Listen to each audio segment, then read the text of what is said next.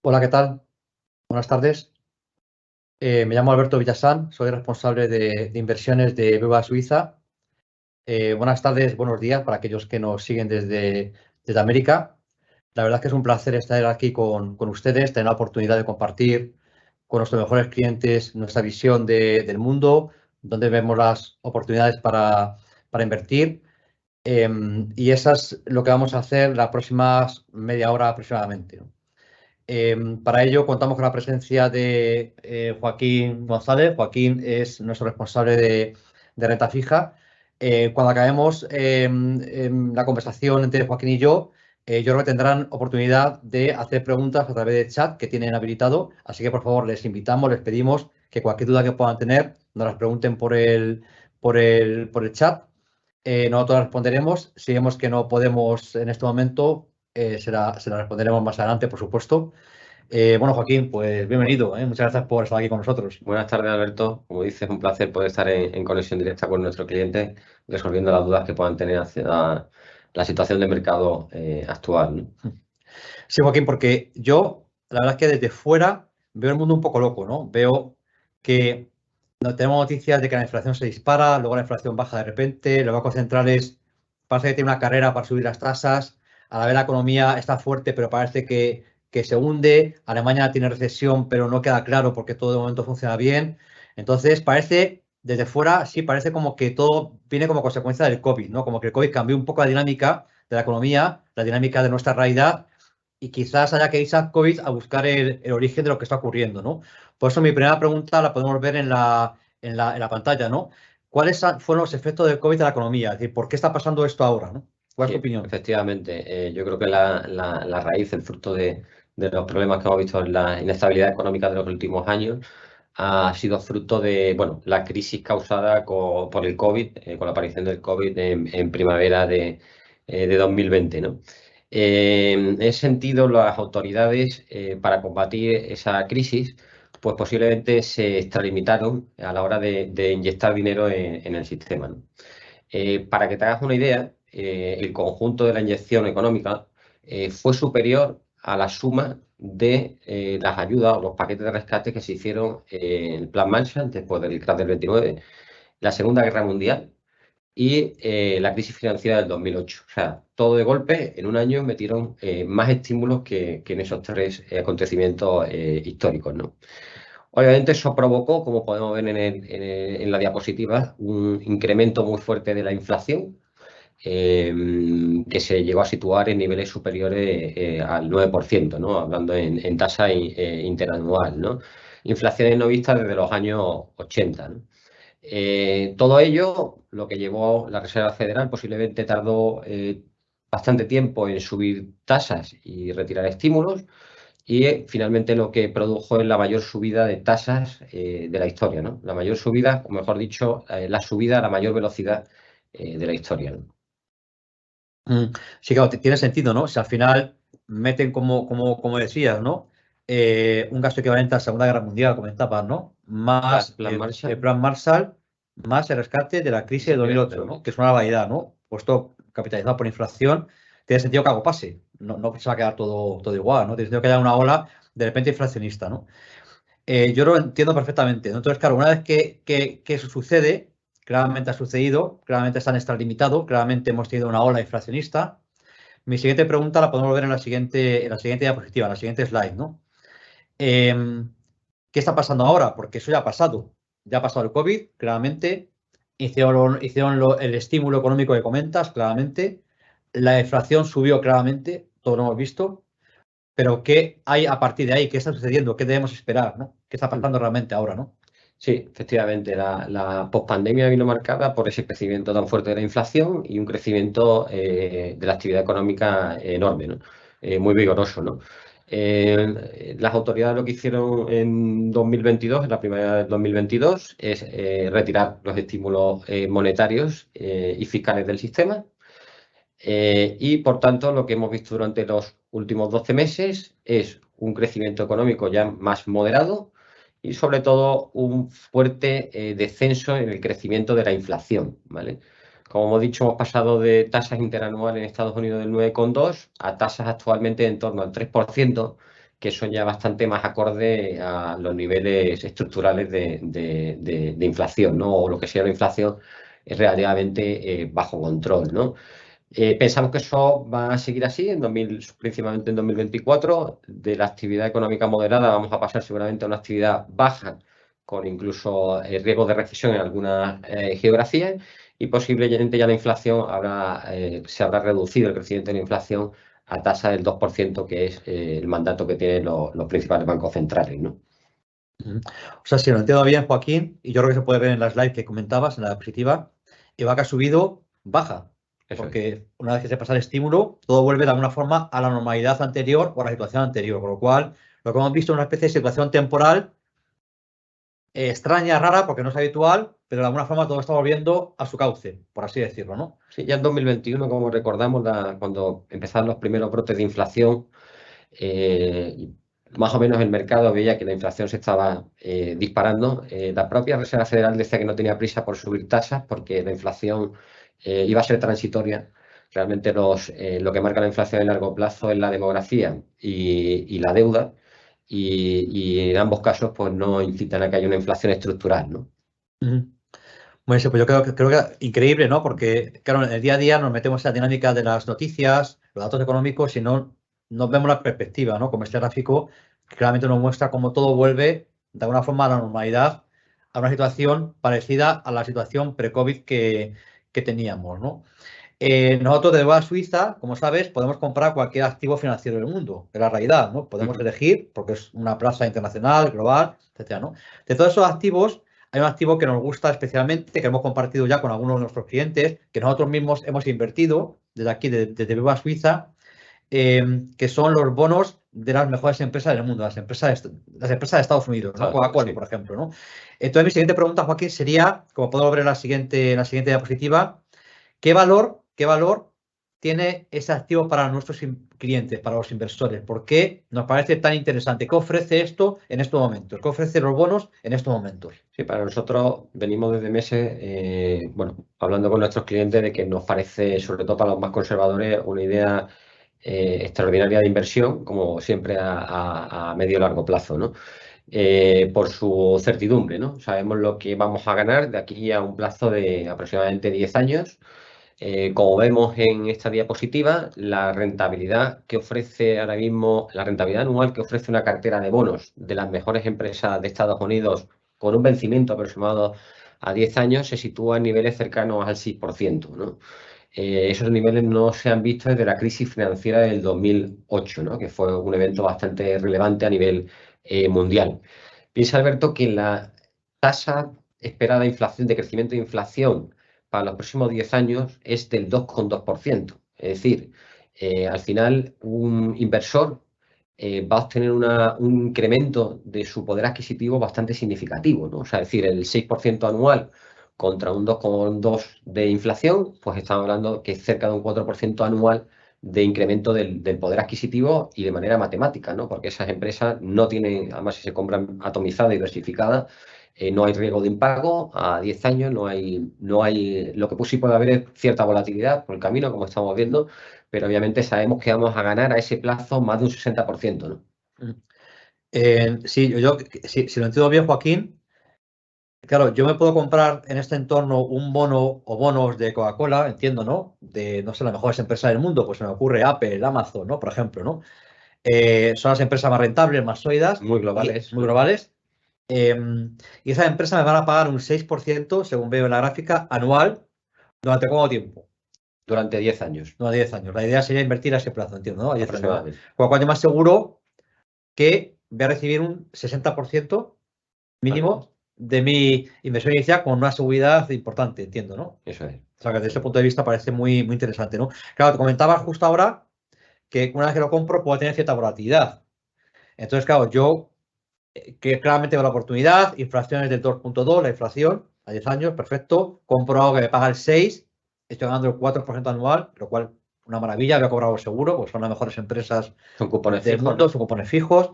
Pero una vez que lo compro, es verdad que puedo tener cierta volatilidad, puedo perder temporalmente porque el valor de ese bono se mueva en el mercado, ¿no? Entonces la pregunta es, ¿quién tiene esta inversión ya en su portafolio, en su cartera, o aquel que lo compra hoy, digamos, ¿qué debe esperar en el corto y medio plazo? Una vez que lo compro, ¿qué tiene sentido? ¿Cuál es la perspectiva actual de esta inversión? ¿Qué piensas? Bueno, como vemos en la siguiente diapositiva, realmente esta inversión, tanto las empresas de máxima calidad crediticia como incluso los propios bonos del Tesoro americano, han sufrido desde 2021 hasta 2022, hasta octubre de 2022, la mayor caída en 400 años, ¿no? El mayor desplome. Incluso superior a la crisis del COVID, a la crisis financiera o al propio crack del 29, ¿no? Son caídas superiores al 20%, ¿no? En una inversiones realmente tan seguras, ¿no? Nosotros empezamos a recomendar la inversión cuando las caídas eran superiores al 15%. A partir de ahí siguió cayendo. La oportunidad todavía es mejor, obviamente, hoy en día. Y lo que sí vemos en la siguiente diapositiva es que a partir de octubre de 2022, pero en la diapositiva anterior, lo que vemos es que ha habido un comienzo de recuperación, ¿no? O sea, este mercado ya ha subido un 7% desde mínimos, que es una velocidad relativamente lenta, pero hay que tener en cuenta que desde ese mínimo de octubre la Reserva Federal ha subido más de 300 puntos básicos las tasas oficiales. Lo cual pues nos hace ver que la sensibilidad que tienen ya esos bonos a largo plazo a las tasas oficiales cada vez es menor, ¿no? Además, como todos sabemos, la Reserva Federal, bueno, los principales bancos centrales del mundo pues están muy cerca ya de finalizar el ciclo de alzas, ¿no? Puede quedar algún alza adicional, pero prácticamente ya se da por terminada el ciclo, ¿no? Y si vemos en la siguiente diapositiva y analizamos históricamente el rendimiento de los bonos a largo plazo, cuando los bancos centrales, la Reserva Federal en particular, ha pausado la subida de tasa o ha terminado con el ciclo de subida de tasa, la rentabilidad que ha dado a los 12 meses de media, de manera histórica, es superior al 12%, ¿no? Por tanto, ya fuese la pausa el pasado mes de julio, o sea, en noviembre, lo que nos espera es para los próximos meses rentabilidades superiores al 12%, ¿no? A un año vista, digamos, ¿no? O sea que una vez que compro el bono o los bonos, por la idea, de alguna forma más seguro, un 6% de rentabilidad asegurada anualmente. Puedo tener cierta volatilidad, como hemos visto en el gráfico anterior, ¿no? Pero aparte de eso, la realidad es que nuestra perspectiva es muy positiva para los próximos, veo ahí 3 meses, 6 meses, 9 meses, 12 meses. Es decir, de aquí a los próximos meses debería subir bastante más, ¿no? Con lo cual, si entiendo bien cualquier inversión, que lo tiene casi todo, ¿no? Tiene seguridad, me lo van a pagar seguro, no me puedo equivocar. Las perspectivas en el corto plazo son muy buenas, como se puede ver en este gráfico, ¿no? Y además me paga por encima de la inflación, con lo cual, eso es, entiendo que por eso no te gusta tanto la idea, ¿no? Es así, ¿no? Sí, también es importante que la volatilidad pensamos que se va reduciendo subsecuentemente en los próximos años, obviamente porque ese ciclo de tasas pues, ha llegado a su fin. Y lo que vamos a ver durante 2024 es lo contrario, ¿no? Va a ser un nuevo ciclo de bajadas de tasas, porque como he dicho, la inflación va a estar bajo control y el crecimiento económico seguramente será a nivel global débil, ¿no? Por tanto, esa volatilidad que hemos vivido durante los últimos meses, años, se va a ir reduciendo, ¿no? O sea, el camino va a ser cierto y con menos altibajos, ¿no? Sí, queda claro. Yo creo que queda la idea bastante clara, ¿no? Yo no sé, yo creo que, a ver qué te parece, Joaquín, si intento llegar a algunas conclusiones, ¿no? Que la podemos ver en la siguiente página, ¿no? De lo que nos has contado, ¿no?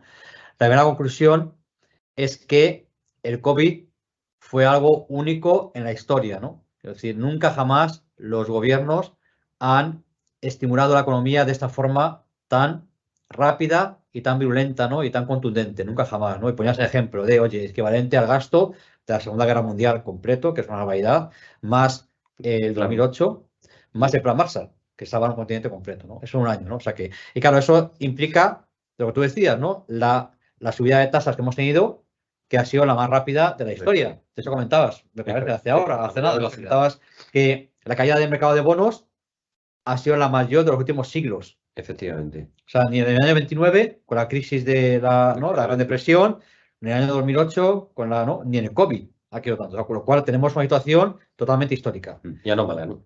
Y anómala.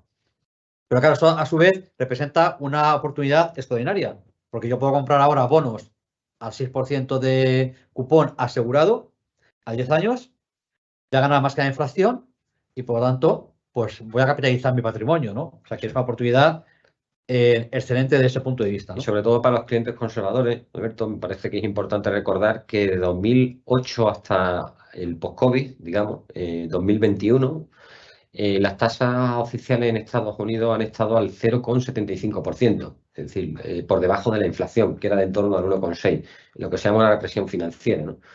Y bueno, justo debido a esta anomalía que ha sucedido tras el COVID, pues obviamente pues ese inversor conservador que estaba abocado a perder poder adquisitivo con inversiones seguras en renta fija, pues ahora ha cambiado la situación y tiene una oportunidad pues excelente, ¿no? para revertir la situación. Y para aquel inversor que es un poco más averso al riesgo, temeroso de la volatilidad, que compro y de repente puede bajar mi cartera temporalmente las próximas semanas o meses, las perspectivas a corto y medio plazo son muy buenas. Muy buena, sí, efectivamente. Con lo cual estamos en un momento, digamos, casi idóneo para realizar la inversión, ¿no? Yo creo que me queda suficientemente claro. Espero que a nuestros clientes y amigos, pues también, ¿no?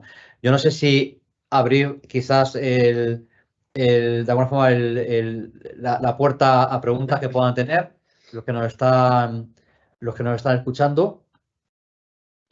Mi idea es aglutinar un poco las preguntas e intentar aglutinarlas para contestar a las máximas posibles, ¿no?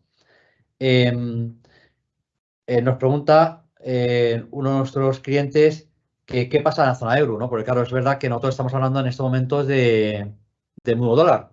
Tenemos una cifra que son dólares, ¿no? Porque entendemos que parte de nuestros clientes están en América, pero también parte de nuestros clientes están en Europa, por supuesto, ¿no? En la zona euro, ¿no?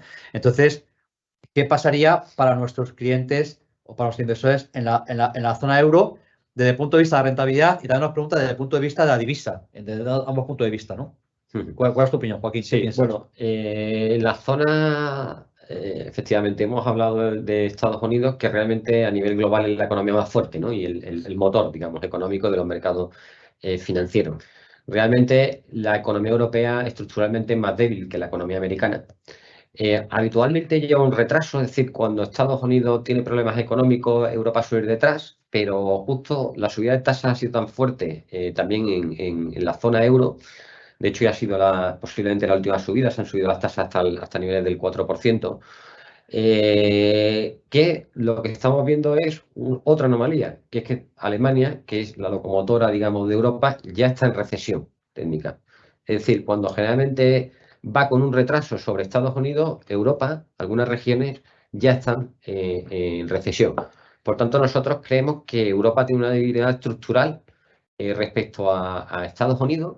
Y no nos cabe ninguna duda de que en Europa las tasas se van a ir al cero, porque la deuda es extremadamente alta y la demografía, como todos bien saben, pues es incluso negativa en los próximos años, ¿no? Con lo cual no creemos que haya las presiones inflacionistas van a volver a recaer dentro de poco tiempo en la zona euro. Y, por tanto, esa es la situación que vemos, ¿no? Una debilidad estructural significativa que en el largo plazo seguramente lo que haga es que la divisa se fortalezca, ¿no? El euro. Contra el dólar. Sabes que habitualmente las divisas que tienen deflación, como puede ser el yen, suelen apreciarse mucho contra las divisas que tienen cierta inflación, como puede ser el dólar, ¿no? Esa sería un poco nuestra visión de medio plazo, es tasas al cero en la zona euro y divisa apreciándose de aquí a los próximos 5 o 7 años contra el dólar. Con lo cual, la idea de los bonos es igualmente válida en Europa, ¿se entiende, no? Y además la divisa es el euro, con lo cual el euro y además el euro se ve apreciado en el tiempo según comentas. O sea que, si entiendo bien tu punto de vista, Joaquín, la idea sería igualmente aplicable para un inversor en euros. Absolutamente igual. Ninguna diferencia, solo que a lo mejor en vez de un 6 pongan un 4, ¿no? La tasa también de inflación es menor, etcétera, ¿no? O sea que sería exactamente la misma idea, ¿no? Otra de las preguntas que nos hace, que yo creo que también puede ser interesante, es invertir en bonos e invertir en fondos de inversión. Es decir, claro, nosotros estamos obviamente planteando la idea, el activo, ¿no? Que aquí lo interesante es comprar bonos de estas empresas, Pero la realidad es que yo puedo comprar los bonos directamente, pero también puedo comprar un fondo de inversión que dentro del fondo están los bonos, ¿no? Entonces nos preguntan un poco por la diferencia entre las dos aproximaciones, ¿no? ¿Cuál es mejor, cuál es peor?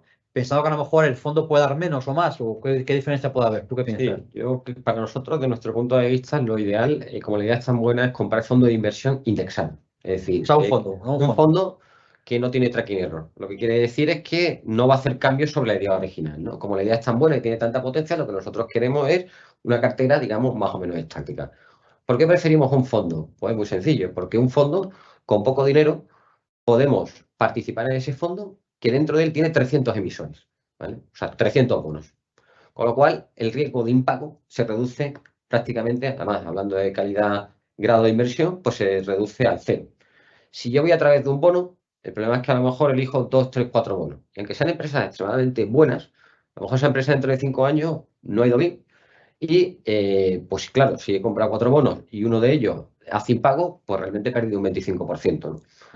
Por eso, ante una idea tan buena o con tanta potencia y tanta certidumbre, lo que es ideal es reducir el riesgo de impago. Y eso en un fondo Claro. indexado, pues se consigue a Claro, si lo entiendo bien, claro, cuando compras el fondo con una tasa del 6, menos el gasto que pueda tener el fondo, que pongamos un 0,8, no sé, por decir algo, te aseguras esa tasa sí o sí, porque está muy diversificado. No hay el peligro de que un bono vaya mal. Me lo aseguro con una seguridad matemática. Y cuando voy a comprar los bonos al mercado, claro, no puedo comprar 200 bonos, que es lo que tiene un fondo. Entonces, puedo comprar 5, 6, 7, 10, 15 bonos y de alguna forma me la juego a que esa empresa vaya mal y que ese 6 no sea un 6, sea menos, o incluso que pueda llegar a ser negativo, con lo cual, de alguna forma, no compro la idea. A pesar de ser empresa solvente, relevante, sí. ¿no? El ejemplo podría ser Nokia, Ujú. en sus años, que terminó, que era la líder en el sector de telefonía móvil, etcétera, etcétera, y terminó haciendo impago, a pesar de que era muy bueno, ¿no? Los cambios tecnológicos son muy significativos y siempre me puedo equivocar en la selección de un bono, ¿no? Con un fondo, pues no tengo ese riesgo, ¿no? Porque el bono pesa muy poco dentro de lo que es la cartera entera, ¿no? Entiendo, perfecto. Nos preguntan también un inversor que, claro, compró esta idea, pero no la compra hoy, la compró ya hace unos meses. Con lo cual, pues claro, su cartera de lo compró, el valor de su cartera ahora vale menos, ¿no? A lo mejor pierde, pues la compró a 5,5, aparentemente, pues igual pierde un 6%, por ejemplo, un 5, un 4, un 7, no sé, depende del día, ¿no? Depende del momento, ¿no? Claro, la pregunta es, ¿qué debo hacer? He comprado la idea, ahora pierdo un 6% desde que lo compré. ¿Qué debo hacer? Esa es la Sí, pregunta, ¿no? obviamente, la idea sigue siendo igual de buena. Como hemos dicho anteriormente, nosotros recomendamos la compra cuando ya las caídas eran del 25%, cayó más, ahora está recuperando. Obviamente lo que hay que hacer es mantener la inversión por años a que cuaje y, como decimos, además la volatilidad posiblemente ya se va a empezar a reducir y lo que va a haber es beneficios en un periodo de tiempo relativamente corto, ¿no? Sí, comentabas ahí, veía rentabilidades del 10-12% A un año, a un ¿no? año, ¿no? O sea, que parece que es interesante, incluso aunque tengas pérdidas, evidentemente mantenerlo, porque seguro que voy a cobrar el 5,5 de cupón que cuando lo compré me pagaba, ¿no? O sea, a 10 años, ¿no? Otra pregunta que va a tener también, yo creo que es interesante, quizás es una pregunta inmediata, cuando alguien va a invertir lo debería pensar, creo, ¿no? Y no lo hemos comentado, es verdad, ¿no? ¿Por qué he comprado un bono o bonos a 10 años que me pagan un 6 anual y que tiene riesgo de volatilidad? Lo puedo comprar. Oye, nuestras perspectivas son positivas, como comenta, pero puede ser que tenga volatilidad en el corto plazo, puede ser que haya algo en precio. Cuando puedo comprar un depósito que me paga un 6 igualmente, ¿no? Sí, Se puede comprar los bonos, se puede comprar un depósito, ¿no? es muy buena No tiene pregunta, volatilidad, ¿no? ¿no? Incluso me paga algo más, ¿no? En el corto plazo. Bien, comprando una cartera a largo plazo, lo que yo evito es el riesgo de reinversión del principal, ¿no? Hemos hablado de la represión financiera que sufrieron los ahorradores del 2008 a 2020, ¿no? Que eran tipos al cero. Yo puedo invertir ahora el 5% en dólares en un depósito. A lo mejor el año que viene han bajado las tasas e invierto al 4%, pero sigue siendo razonable. Pero a lo mejor en 2026 las tasas han vuelto al cero. Por tanto, yo hubiese ganado un 5%, un 4% y ya voy a reinvertir al cero. De la otra manera, sabemos que a 10 años vamos a ganar más de un 60%. Todo tiene un precio. La certeza de que voy a ganar eso tiene volatilidad por el camino. El no tener volatilidad, lo que me exponga es la incertidumbre de cuando venza el depósito al año, ¿a qué tasa voy a reinvertir? Lo entiendo, ¿no? Me aseguro la inversión a un periodo de tiempo, ¿no? Me aseguro el 60%, pase lo que pase, ¿no? Y de otra forma dependo de que la Reserva Federal baje las tasas o no, ¿no? Se compra certidumbre, dicho de otra manera, y se vende volatilidad en ese sentido, ¿no?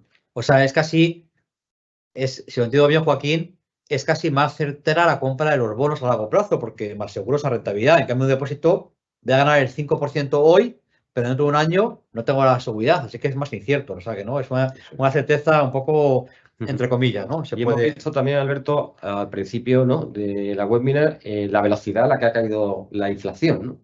Las tasas han subido a esa velocidad, a la velocidad que subió la inflación, y lo que pensábamos es que en un punto de 2024 o incluso antes van a empezar a descender a la misma velocidad que ha descendido la inflación, ¿vale? Por tanto, lo que decimos, ¿no? Ahora puedo invertir al 5, el año que viene a lo mejor es al 4 o al 3, y a lo mejor en 2026 es al 0 o al 1%, ¿no? Sí, eso me lleva a la siguiente pregunta, Joaquín, que también me parece muy interesante, ¿no? Mucho de sentido común, ¿no?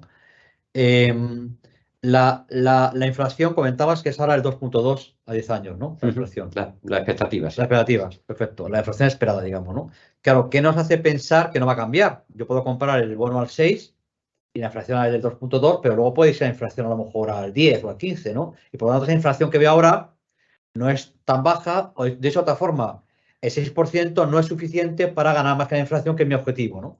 ¿Qué te parece? ¿Tiene sentido pensar que la inflación puede subir, puede variar? En fin, Por supuesto, lo que pasa es que nosotros, mirando la historia, las variables, como decíamos también al principio, ¿no?, las únicas variables que hemos visto que de verdad tienen correlación con la inflación de manera estructural son la demografía, los países desarrollados hablamos, ¿no?, y la deuda, ¿no? La demografía es adversa, ligeramente positiva en Estados Unidos, pero con un crecimiento bajo de población, ¿no?, de población activa. Como he dicho, en Europa incluso es negativa, como ya sucedió con Japón, y eso es desinflacionista, absolutamente, ¿no? Y el exceso de deuda también es deflacionista, digamos, estructuralmente. Recordemos que las economías desarrolladas tienen unos niveles de deuda total sobre PIB, sobre su riqueza, del 400%, ¿vale? Sabemos que la deuda es consumo futuro que ya hemos gastado. Por tanto, puede ser que la inflación tarde algo más, menos en bajar, pero lo que sí pensamos es lo mismo que pensaba la Reserva Federal en el 2021, que por eso no subía tipos, es que esa inflación que hemos visto es transitoria y que al final va a volver a los parámetros con lo que tiene correlación de manera estructural. O sea, que no creemos que haya inflaciones, sino más bien lo contrario. En algunas geografías, riesgos estructurales de deflación, como hemos visto en los últimos 15 años, ¿no? Claro, esto yo creo que es difícil de ver, un poco contraintuitivo, ¿no? Porque, claro, yo pienso, si sube el precio del petróleo, sube la inflación, ¿no? Si suben los salarios, sube la inflación. Parece que la inflación se sujeta a muchas variables que pueden subir. Pero por lo que dices, a largo plazo no es así realmente, ¿no? A largo plazo no influye tanto el precio del petróleo, en fin, es algo que depende más de demografía y de productividad, ¿no? Por lo tanto, demografía somos los que somos, para ser más tenemos que esperarnos mucho tiempo, digamos, así que podemos dar por esto. Las materias primas que se achacan a los incrementos de inflación que afectan mensualmente a 2 o 3 meses, ¿no? De hecho, la mayor subida del precio del petróleo, ¿no?, que fue de 2000 a 2000, creo recordar 2007, ¿no?, que pasó de unos 10, 20 dólares el barril a por encima de 100, ¿no? Fue la subida estructural más fuerte que tuvo. Las inflaciones fueron del 2 y pico por ciento. Quiere decir que no. Es increíble, ¿no? Que el petróleo multiplique por 10 o Japón muchas veces, ¿no? Que comenta, ¿no, Joaquín? Que Japón es una economía donde está muy estimulada, hay muchos estímulos por parte del Banco Central y la inflación es negativa, pues porque no hay demografía, no crece, ¿no? A pesar de tener la deuda cada vez es mayor y la inflación pues es muy baja. De hecho, ni siquiera está en un proceso de subida de tasa en estos momentos, ¿no? Muy bien, Joaquín, pues yo creo que no tenemos más preguntas. No sé si, yo creo que no, que efectivamente, a ver, un segundo, perdón, que creo que el chat continúa hacia abajo.